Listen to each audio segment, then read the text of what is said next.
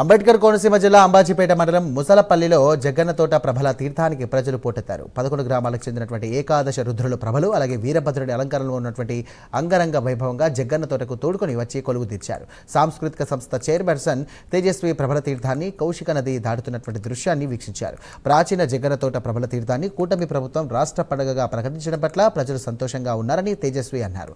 వచ్చే ఏడాదికి జగ్గన్నతోటలో మౌలిక సదుపాయాలు మెరుగుపరుస్తామంటున్నటువంటి సాంస్కృతిక సంస్థ చైర్పర్సన్ తేజస్వితో మా correspondent Sriramurthy face to face. జిల్లాలో అంబాజీపేట మండలం ముసలపల్లిలో జగ్గన్న తోటలో అంగరంగ వైభవంగా ఈ ప్రభల తీర్థం ప్రారంభమైంది.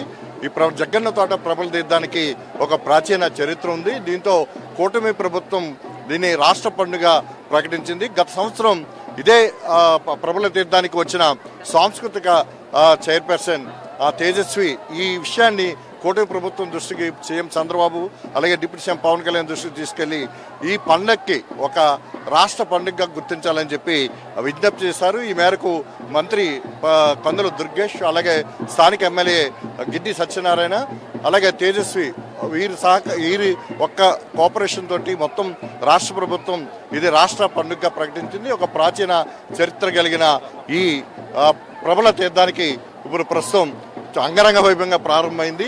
చాలా లక్షలాది మందికి ఇక్కడికి ప్రజలు వచ్చిన పరిస్థితి ఉంది. అలాగే ఇప్పుడు మనతోటి తేజస్వి గారు ఉన్నారు. చెప్పండి.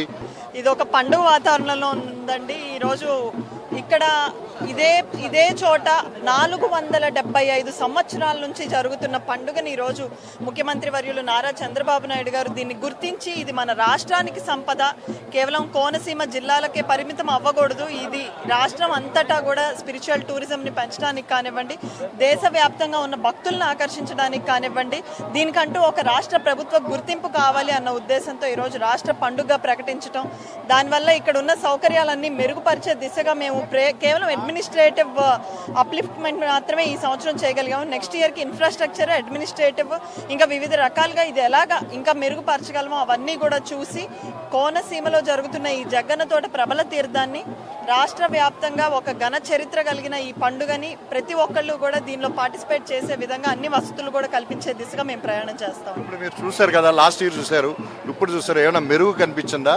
ఎలాంటి ఇక్కడ సమస్యలు మీరు గుర్తించారు? నెక్స్ట్ వచ్చేసరికి ఏ విధంగా మెరుగుపరచడానికి చర్యలు తీసుకున్నారు?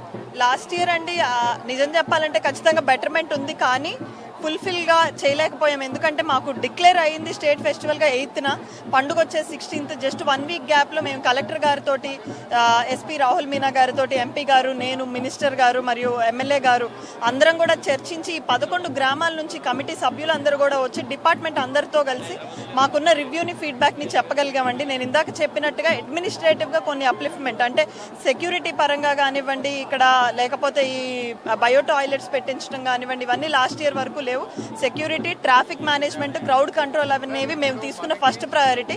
నెక్స్ట్ ఇయర్కి ఇంకా మనం ఇన్ఫ్రాస్ట్రక్చర్ వైజ్ అంటే వీళ్ళందరూ నదులు, కాలువలు దాటుకుంటూ వస్తారు, కరెంట్ అంతా కూడా ఆపేయాలి. చుట్టుపక్కల అన్ని గ్రామాలకు కూడా ఒక రోజు మొత్తం కరెంట్ ఉండదు. వీటన్నిటిని కూడా మెరుగుపరుస్తూ ఇప్పటికి 5 to 6 lakhs మంది ప్రతి సంవత్సరం ఇక్కడికి వస్తున్నారు. నెక్స్ట్ ఇయర్ ఇంకా క్రౌడ్ పెరుగుతుంది అన్న ఉద్దేశంతో వాళ్ళకు కూడా వసతులు కల్పించే విధంగా ప్రభుత్వం అన్ని చర్యలు తీసుకుంటుంది. తేజస్వి గారు చెప్తున్నది ఈ విధంగా ఇక్కడ ప్రభల తీర్థం చూస్తుంటే చాలా కన్నుల పండుగగా కొనసాగుతోంది.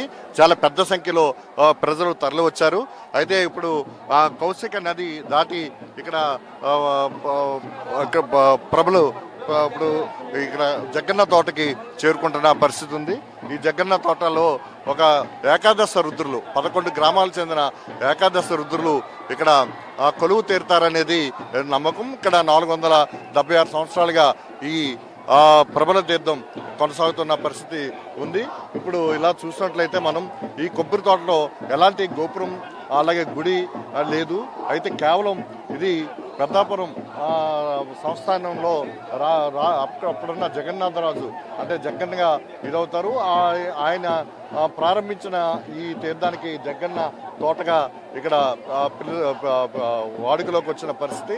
ఈ విధంగా చూసినట్లయితే జగ్గన్న తోట ప్రభల తీర్థానికి రాష్ట్ర పండుగగా కూటమి ప్రభుత్వం ప్రకటించడం, ఇప్పుడు ఏదైతే ఈ పండుగ వచ్చే సంవత్సరం నుంచి చాలా ఇంకా కొన్ని సమస్యలు ఉన్నాయి, కొంత పరిస్థితులు మనం అబ్జర్వ్ చేస్తున్నాం. ఇవన్నీ చేసిన తర్వాత మెరుగైన ఇంకా విధిగా మెరుగైన రీతిలో ఈ ప్రబల తీర్థం నిర్వహించడానికి సన్నాహాలు చేస్తామని కూడా ఎవరు సాంస్కృతిక చైర్పర్సన్ తేజస్వి చెప్తున్న పరిస్థితి. కెమెరామెన్ నానితో శ్రీరామూర్తి, ప్రైమ్ న్యూస్, ప్రబల తీర్థం, కోనసీమ జిల్లా నుంచి.